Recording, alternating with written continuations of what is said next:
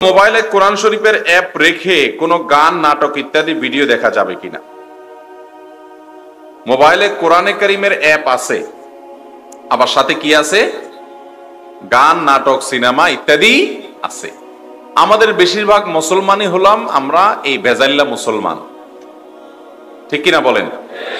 যে আমরা ওয়াজ মাহফিলেও আসি, আবার এখানে যদি কোনো ব্যান্ড পার্টি হয় তাহলে সেখানেও দেখা যাবে যে এই পাবলিক যারা আসছে তাদের একটা বড় অংশ আবার সেখানেও সিরিয়াল ধরছে।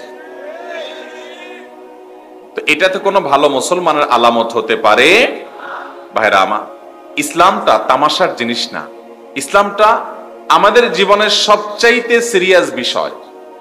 আমাদের জীবনে ইসলামের চাইতে সিরিয়াস কোনো বিষয় হতে পারে?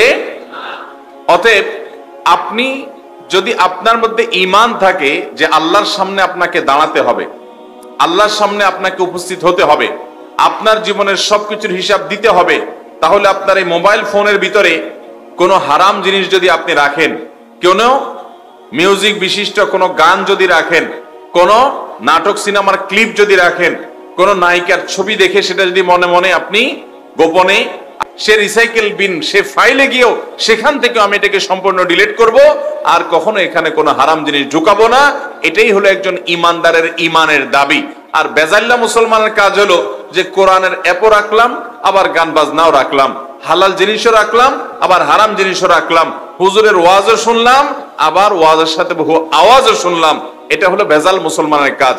আর ভেজাল মুসলমানের জন্য জান্নাত না। জান্নাত পিওর মানুষের জায়গা, খাঁটি মানুষের জায়গা। আল্লাহ তাআলা কোনো ভেজালকে গ্রহণ করেন না। ইন্নাল্লাহা তাইয়্যিবুন লা ইয়াকবালু ইল্লা তাইয়্যিবা। আল্লাহ পবিত্র, পবিত্র ছাড়া কোনো কিছু আল্লাহ গ্রহণ করবেন। অতএব যে সমস্ত যুবক ভাইয়েরা, যে সমস্ত বিভিন্ন বয়সী ভাইয়েরা বোনেরা আমাদের মোবাইলের মধ্যে হারাম জিনিস আছে, আসুন আজকের এই মাহফিলে আল্লাহকে খুশি করে দিয়ে আমাদের মোবাইলকে ক্লিনিং অপারেশন করার নিয়ত করে ফেলি। চেষ্টা করা যাবে না ইনশাআল্লাহ? মনে রাখবেন, হারাম থেকে বের হয়ে আসার জন্য কিছু ঈমানি পরিবেশের দরকার হয়। এখানে আজকে ঈমানের একটা পরিবেশ বিরাজমান। এখানে অনেক সিনিয়র ওলামা একরাম আছেন, অনেক আমলদার আল্লাহর নেককার বান্দারা আছেন, অনেক আল্লাহ ভীরু মুত্তাকি পরহেজগার মানুষরা আছেন। একটা দ্বীনি শিক্ষা প্রতিষ্ঠান 90 বছর ধরে প্রতিষ্ঠিত, বহু আলেম এখান থেকে তৈরি হয়েছে। একটা বরকতময় মাকবুল একটা জায়গা, মাশাআল্লাহ। এই মাকবুল জায়গাতে একটা দ্বীনি মাহফিলে আমরা ঈমানের দাবি, ঈমানের জজবা আমাদের ভিতরে জাগ্রত হওয়ার ফলে আসুন মনে মনে আমরা নিয়ত করে ফেলি, আমাদের সবার মোবাইল ফোনগুলোকে আমরা হারাম মুক্ত করব ইনশাআল্লাহ। ঠিক আছে তো ইনশাআল্লাহ? আল্লাহ তাআলা আমাদের সবাইকে তৌফিক দান করুন। ঈমানের জোর যখন আসে তখন নিয়ত করে ফেলতে হয়, আল্লাহকে খুশি করে দিতে হয়। শয়তান এসে ফুসলাবে, না না এত সকাল গলে গেলে হবে না, আমি ওয়াজও শুনবো, ওইগুলাও দেখবো। এ হলো শয়তানের ফুসলানো, শয়তানের কুবুদ্ধি। আল্লাহ তাআলা শয়তানি থেকে আমাদেরকে হেফাজত থাকার তৌফিক দান করুন। যারা এই কাজ করেন তারা অবশ্যই গুনাহের কাজ করেন। তারা একদিকে মোবাইলে কোরআন শরীফ রাখেন, কোরআন তেলাওয়াত করেন, আবার আরেকদিকে মোবাইলে হারাম জিনিস রাখেন। বিষয়টা হলো একই সঙ্গে ঔষধও খাইলেন আবার বিষও খাইলেন, এরকম। বুঝেন নাই? ওষুধ খাইলে তো রোগ ভালো হয়ে যাবে, কিন্তু বিষে আপনি মরে যাবেন, তাহলে রোগ ভালো হয়ে লাভ হলো কি? ওষুধও খাইলেন সাথে বিষও খাইলেন, এটার কোনো মানে আছে? তাহলে আমরা হারামকে বর্জন করব ইনশাআল্লাহ। মনে রাখবেন, চোখের গুনাহ এটা হলো এই যুগে মহামারী পর্যায়ে। মহামারী যেটা থেকে মানুষ চাইলেও বেঁচে থাকতে পারতেছে না, চতুর্দিকে হয়ে যাচ্ছে। সেই যুবককে আমি বলি মেরুদণ্ড বিশিষ্ট যুবক, সেই যুবককে আমি বলি আসহাবে কাহাফের অনুসারী যুবক। সেই যুবক হলেন সত্যিকারের ঈমানি বলে বলিয়ান যুবক, যে যুবকের নিজেকে নিজে কন্ট্রোল করার ক্ষমতা রাখে। আর যেই যুবক ডাইরেক্ট হয়ে গেছে, ঢিলা হয়ে গেছে, ঢিলা বুঝেন? ডাইরেক্ট বুঝেন? মানে যেখানে যেটা দেখে ওইটা দেখে কাইত হয়ে যায়, বৈশা যায়। এটা হলো ঢিলা যুবক, এটা টাইট না, এটা ঢিলা। কোন একটা মেয়ে একটা হারাম অফার দিছে, সে ওখানে কাইত হয়ে গেছে। কোন একটা মেয়ের সৌন্দর্য দেখছে, সে ওখানে পাগল হয়ে গেছে, যেদিকে দেখে সেদিকে যায়। এটা হলো ডাইরেক্ট হয়ে গেলে যা হয় আর কি, লুজ হইলে যা হয় আর কি। আর মেরুদণ্ডওয়ালা যুবক বুঝেন? যে যুবক বলে না এটা আমার জন্য হারাম, আমি যাব না, আমি অপেক্ষা করব আমার বৈধ ভালোবাসা নিজের স্ত্রীকে নিবেদন করার জন্য। সে অপেক্ষা করে, হারামকে না করতে পারে, নিজেকে কন্ট্রোল করতে পারে, অন্যায় জায়গা থেকে সরাই আনতে পারে, হিম্মত করে মোবাইল থেকে খারাপ জিনিস ডিলিট করতে পারে। এটার জন্য হিম্মত দরকার হয়, মেরুদণ্ডের দরকার হয়, সাহসের দরকার হয়। এই সৎ যুবক, সৎ সাহসী যুবকই তো জান্নাতি যুবক ইনশাআল্লাহ। আল্লাহ আমাদের যুবকদেরকে সেরকম সৎ সাহসী যুবক হওয়ার তৌফিক দান করুন। এই সৎ সাহস আজকের মাহফিলে করবেন তো ইনশাআল্লাহ। মোবাইল থেকে হারাম জিনিস সব ডিলিট করে ফেলে দিবেন, খারাপ বন্ধু সব পরিত্যাগ করে দিবেন।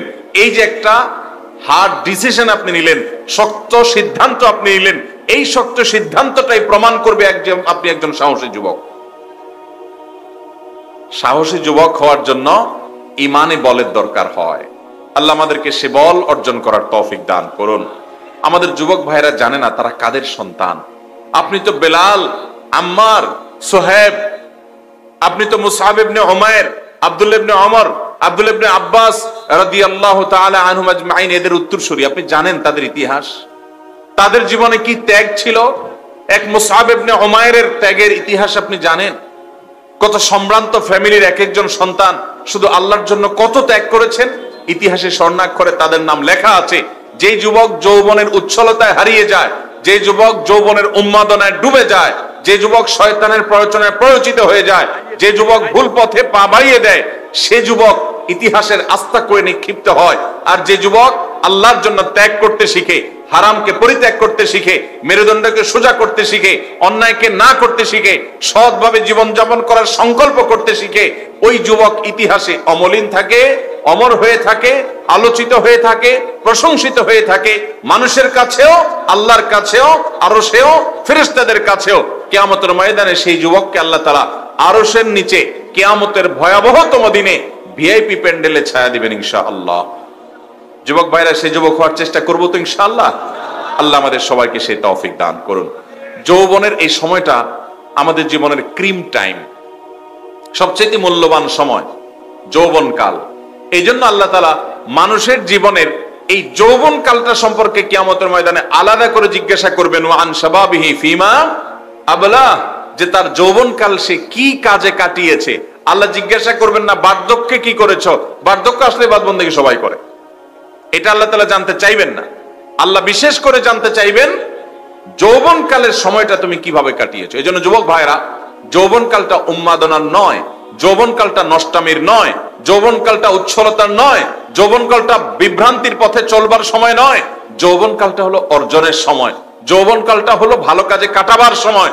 বার্ধক্য আসলে ইবাদত চাইলেও করতে পারবেন না, যৌবনে যে হিম্মত আছে বার্ধক্যে সেটা পারবেন না। আল্লাহ আমাদের সবাইকে আল্লাহর রহমতের ছায়াতলে আসার তৌফিক দান করুন, হারাম জিনিস বর্জন করার তৌফিক দান করুন। চোখের যে জেনা হয়, আপনি নাটক, সিনেমা, ফিল্মের বিভিন্ন ক্লিপ ইউটিউবে, ফেসবুকে যেগুলো সারাদিন দেখেন, এই ভিডিও ফুটেজগুলো, এই ছবিগুলো আপনার ভেতরকার ইমানের উপরে একটা স্তর সৃষ্টি করে দেয়, ইমানের উপরে আবরণ সৃষ্টি করে দেয়, আপনার ইমানের উপর একটা প্রলেপ ফেলে দেয়, যার ফলশ্রুতিতে আপনার ইমানটা তাজা থাকে না, এটা নষ্ট হয়ে যায়। একটা সময় আপনি হারাম থেকে বাঁচতে পারেন না। অতএব চোখের গুনাহ থেকে বাঁচার জন্য এই মোবাইলের মধ্যে ক্লিনিং অপারেশন চালাতে হবে। মোবাইল থেকে হারাম জিনিস সব ডিলিট করতে হবে এবং আমার ফ্রেন্ড লিস্টে, ফেসবুকে বাজে জিনিস আসে যার আইডি থেকে, সবগুলাকে ব্লক লিস্টে ফেলতে হবে আমার নিজেকে বাঁচাবার জন্য, এবং হারাম জিনিস দেখা থেকে বাঁচার জন্য সকল প্রকার ব্যবস্থা গ্রহণ করতে হবে। চেষ্টা করবো তো ইনশাআল্লাহ। আল্লাহ আমাদের সবাইকে তৌফিক দান করুন। হিম্মত লাগে, হিম্মত, এগুলা করার জন্য হিম্মত লাগে। ওই যে বললাম, লুজরা পারে না, যাদের টাইট ইমান, শক্ত মজবুত মেরুদণ্ড আছে, সিদ্ধান্ত নেওয়ার ক্ষমতা আছে, এরা পারে, এরাই হলো প্রকৃত সাহসী। আজকাল তো যে যত বেহায়া হতে পারে, যে যত নির্লজ্জ হতে পারে, তারে উপাধি দেয় এক শ্রেণীর মিডিয়া সাহসী। ঠিক না ভাই? ঠিক। একজন অভিনয়ের নামে মেয়ে মানুষ, তিনি তার শরীরের বেশিরভাগ অংশ খুলে দিয়েছেন, কাপড় চোপড় সব ফেলে দিয়েছেন, তো তাকে বলে সে সাহসী। এটা বলে সাহসী। এটা যদি সাহসিকতা হয়, তাহলে রাস্তার কুকুর বেলের চাইতে বড় সাহসী কে আছে, যে সব খুলে ফেলছে, কিছুই নেই। ঠিক না ভাই? ঠিক। তাহলে প্রকৃত সাহস হলো অন্যায়ের বিরুদ্ধে দাঁড়ানো, হারামের বিরুদ্ধে দাঁড়ানো, হারামকে পরিত্যাগ করা। সব যুবক হারাম রিলেশনের দিকে যায়, আমি যাব না, এটা হলো সাহস। স্রোতের বিপরীতে দাঁড়ানো। চেষ্টা করবো তো ইনশাআল্লাহ। সবার ব্যাপারে এখন যদি মোবাইল চেক করা হয়, যুবক পোলাপেন যারা আছে, যদি বলা হয় সবার মোবাইল এখন জমা নেওয়া হোক, চেক করা হোক, তো বেশিরভাগই আসামি ধরা পড়ার আশঙ্কা। ওয়াজ শুনতে আসছে কিন্তু মোবাইলের ভিতরে বহু আওয়াজ আছে, সাথে আছে না নাই? তো আমি সেই যুবক হব যে আমি চ্যালেঞ্জ করে দাঁড়িয়ে বলতে পারবো আমার মোবাইলটা নেন, চ্যালেঞ্জ, আমার মোবাইলে কোনো বাজে জিনিস নেই। পারবেননি বলতে? আপনার মোবাইলে খারাপ কিছু নাই, কোনো নাটক সিনেমার ক্লিপ নাই, কোনো বাজে গান টানের কোনো ক্লিপ নাই, কিচ্ছু নাই। মোবাইল কি নতুন কিনছেন? ফরম্যাট দিছেন? ফরম্যাটও দেন নাই। আচ্ছা, আপনি প্র্যাকটিসিং যুবক, মাশাআল্লাহ, প্র্যাকটিসিং যুবক দেখা যাচ্ছে। হ্যাঁ, এই যুবক দান আপনি, লাল গেঞ্জিওয়ালা, মোবাইলে খারাপ কিচ্ছু নাই, চ্যালেঞ্জ। মোবাইল নতুন কিনছেন, ফরম্যাট দিছেন, ফরম্যাট দিছেন 2-1 দিনের মধ্যে। তাইলে এরকম মোবাইল পরিচ্ছন্ন কিভাবে রাখছেন বলেন তো? আপনার গল্পটা শোনান তো, আল্লাহর কাছে আসার গল্প শোনান, বলেন। কোনো অসুবিধা নাই। মোবাইলে কি আগে আজেবাজে জিনিস ছিল? আজেবাজে জিনিস বলতে এখন আজেবাজে জিনিসের তো আবার বহু ডেফিনিশন আছে। আজেবাজে জিনিস বলতে ধরেন সেখানে বিভিন্ন নাটক সিনেমার ক্লিপ ছিল, আপনার সময় নষ্ট হতো, এরকম বেহুদা জিনিস ছিল, গান বাজনা ছিল, এরকম কোনো কিছু ছিল কিনা? কখনো? কখনোই না। তো আজন্ম ফেরেশতা আপনার মাহফিলে আসতে বলছে কে? এটা আগে থেকে ভালো মানুষ, মাশাআল্লাহ। হ্যাঁ জি, ও ওইটা দেখছেন শুধু? তো সেটাতেও তো মহিলাদের দৃশ্য আছে, আছে না নাই? মিউজিক আছে না নাই? তো সেটা তো জায়েজ নাই। বলেন যুবক, আপনার গল্প বলেন তো, আপনিও সেটা দেখেন। এটা দেখলে কি সওয়াব হয়? এই সওয়াব থেকে তো আমরা মাহরুম রইলাম। হুজুর দেখেননি আপনি? এই হুজুরও তো সওয়াব পাইল না তাইলে। হায় হায় রে ভাইরা। যাই হোক, আলহামদুলিল্লাহ, আপনারা দুজন যুবক চ্যালেঞ্জ করছেন যে আপনাদের মোবাইলে হারাম কিছু নাই, এমনকি কোনো গানের ক্লিপও নাই, কোনো বাজে জিনিস নাই। আচ্ছা, ফেসবুক আইডি আসেনি? বন্ধু কতজন? 5000? কত? প্রতিদিন কত ঘন্টা সময় দেন মোবাইলে বলেন তো? ও 2500, 2500 বন্ধু। তো এত মানুষের হক আদায় করেন কেমনে? আপনার তো কম আছে, যেগুলো হাসতেছে বেশিরভাগ 5000। মাশাআল্লাহ। ফেসবুক বা ইউটিউবের নেশা, এটা আমাদের কেরিয়ার ধ্বংস করে, এটা আমাদের পড়াশোনা ধ্বংস করে, এটা আমাদের ঈমান আমল ধ্বংস করে, এটা আমাদের সবকিছু শেষ করে। এটা আমাদের বাপ মা থেকে দূরে সরায়, স্বামীকে স্ত্রী থেকে দূরে সরায়, স্ত্রীকে স্বামী থেকে দূরে সরায়। নাম দেওয়া হয়েছে সোশ্যাল মিডিয়া, এটা আমাদের সবচেয়ে বেশি আনসোশ্যাল করে দেয়। ঠিক ঠিক বললে হবে নাকি কাজ করতে হবে? আমার এই দুই যুবক ভাইয়ের মতো আর কোন যুবক দাঁড়িয়ে বুক ফুলিয়ে বলতে পারবে আমার মোবাইলে কোনো হারাম কিছু আমি রাখবো না, হারাম কিছু আমি দেখবো না, এবং মোবাইল আসক্তি থেকে বেরিয়ে আসবো? মাশাআল্লাহ, অনেক ভাই নিয়ত করেছেন। আল্লাহ সবাইকে তৌফিক দান করুন, আমিন। ভাই আপনারা আসেন, দুজনকে 2টা হাদিয়া দিয়ে দেন। মাশাআল্লাহ, দান। এই যুবক ভাই, আপনি কি করেন? দোকানদারি করেন? পড়ালেখা করেন? কি পড়ালেখা করেন? আলিমে ভর্তি হয়েছেন? কোন মাদ্রাসায়? দাগন ভাই, আপনি কি করেন? হ্যাঁ, ইন্টার ফাইনাল দিছেন? মাশাআল্লাহ, আসেন। এই ভাইকে দোয়ার বইটা দিয়ে দেন। আর এই যুবককে আমি ইন্টার, হ্যাঁ, বাবুরে অটোগ্রাফ কিনলে আবার আলোচনার মধ্যে অটোগ্রাফ না, পরে নিয়ে সুযোগ থাকলে নিয়ে ইনশাআল্লাহ। ঠিক আছে, আপনাকেও দোয়ার বই দিয়ে দিতেন। মাশাআল্লাহ, জাযাকুমুল্লাহ খাইর। তাহলে ভাই, আমরা সবাই নিয়ত করলাম যে আমাদের মোবাইলকে আমরা গুনাহ মুক্ত করব ইনশাআল্লাহ। পারলে মাহফিলের ফাঁক ফোকর দিয়া সব ডিলিট করে ফেলবেন। যদি এরকম কেউ থাকেন যে মজলিসে বসে এখন ফাঁক ফোকর সব ডিলিট করে ফেলতে পারেন এবং নিয়ত করেন আমি তাদেরকে এখানে সম্মানিত করব, পুরস্কৃত করব, আর আমার চাইতে বড় পুরস্কার দিবেন আল্লাহ রাব্বুল আলামিন। ঠিক আছে তো ইনশাআল্লাহ? আল্লাহ আমাদেরকে তৌফিক দান করুন। কোরআনের ব্যাখ্যা করার জন্য রাসূলও এসেছেন। রাসূল কার পক্ষ থেকে এসেছেন? আমরা এই কোরআন কার কাছ থেকে পেয়েছি? রাসূল সাল্লাল্লাহু আলাইহি সাল্লামের কাছ থেকে। যার কাছ থেকে আপনি কোরআন পেয়েছেন তার কাছ থেকে ব্যাখ্যাটা যদি না নেন তাহলে ব্যাখ্যাটা আপনি কার কাছ থেকে নেবেন? কোরআনে আল্লাহ বলেছেন এই কোরআন আমি নাজিল করেছি হে রাসূল আপনার প্রতি, কেন? লিতুবাইয়িনা লিন-নাসি মা নুযিলা ইলাইহিম, যাতে করে এই কোরআনে যা নাজিল করা হয়েছে এটা যাতে আপনি মানুষকে ব্যাখ্যা করে করে বুঝাই দিতে পারেন। এইজন্য নবীর হাদিসও মানতে হবে কি হবে না? কোরআনে কারিমে আল্লাহ তাআলা বলেছেন মা ইয়ানতিকু আনিল হাওয়া ইন হুয়া ইল্লা ওয়াহয়ুন ইউহা, নবীজি তার মন থেকে প্রবৃত্তি থেকে, আমরা যেরকম নিজে থেকে কথা বলি তিনি এরকম আমাদের মতো তার প্রবৃত্তি থেকে কথা বলতেন না, বরং তার মুখ থেকে যাই উচ্চারিত হতো ইন হুয়া ইল্লা ওয়াহয়ুন ইউহা। এখানে ইয়ান্তিকু আসছে, ইয়ান্তিকু শব্দের অর্থ হলো নুতকুন থেকে, যার অর্থ হলো মুখ দিয়া কোনো কিছু উচ্চারিত হয় না, যেটাই উচ্চারিত হয়। কেউ বলবেন এখানে কোরআনের কথা বলা হয়েছে আল্লাহ তাআলা সেটা বলেছেন না, তাহলে মা ইয়ান্তিকু আসতো না, তাহলে আসতো মা ইউহাদ্দিসু মা ইউবাইয়িনু আও মা ইউনাজ্জিলু, এরকম কোন কথা আল্লাহ বলেন। আল্লাহ বলছেন মা ইয়ান্তিকু, আলেমরা ভালো বুঝবেন। নুতকুন শব্দ আপনি গুগল ট্রান্সলেট দিয়ে অনুবাদ করেন তাও দেখবেন নুতকুন মানে মুখ দিয়ে যেটা উচ্চারণ করে এটাকে নুতকুন বলে, কথা বলা। নবী কোনো কথাও বলেন না, ইন হুয়া ইল্লা ওয়াহয়ুন ইউহা, কিন্তু সেটা ওহী হিসাবে আসে। তার প্রতিটি কথাটাই আল্লাহ তাআলার পক্ষ থেকে কন্ট্রোল হয়ে আসে, কন্ট্রোলড বাই আল্লাহ সুবহানাহু ওয়া তাআলা। এইজন্য নবী সাল্লাল্লাহু আলাইহি সাল্লামের মুখনিসৃত বাণীগুলো হলো হাদিস, তিনি যা কাজ করেছেন সেটাও আল্লাহ তাআলা কর্তৃক নিয়ন্ত্রিত, সেগুলো হলো হাদিস। তার কথা তার কাজ হলো এই কোরআনের ব্যাখ্যা।